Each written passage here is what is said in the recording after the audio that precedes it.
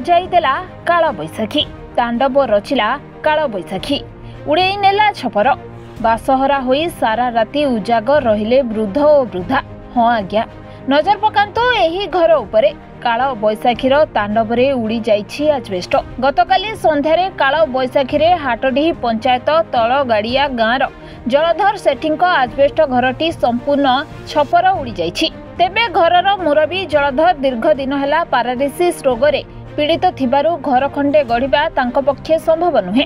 काल बैशाखी एपरी तांडव रचिबा द्वारा संपूर्ण घरटी नष्ट हो जाइथिबारु तांको पत्नी घर मरामती पाई सरकार को निवेदन करिसेंती। मो ना गोलाप सेठी ए जो काल बैशाखी आसिला घर आजबेस्ट घर आम थिनु मो गोसिया को पारानिसी से कौन ना घरटा को पूरा उड़े नहीं गला आ सरकार तरफ मिल कि साहाय्य बोली मागुची सब भांगिकी पड़ी गछ पतर सब भांगी जाइए कौन करमी मुझे गाँव में समस्त डाकिकी सहयोग कर सब खोलाखोली कर जिनपतर मुझे भावुँ सरपंच कति जा खंडे नेखा धरिकी आसमी बोली तरफ जहाँ मत साहाय्य करूँ कि रहीपारि नहीं तुम सरकार तरफ घर खंडे मत दब कि साहाय्य कर घर खंडे सजाड़ी रहीपारि। जो काल बैशाखी आसला प्रचंड भाव में जलधर सेठी नामक तराड़िया ग्रामर तांकर घर पूरा छिन्न विच्छिन्न हो जाइए तेणु सरकार तरफ किसी साहाय्य कले तेणु ग्रामवासी तरफ आम आवेदन करुचु। काल बैशाखी आसिकी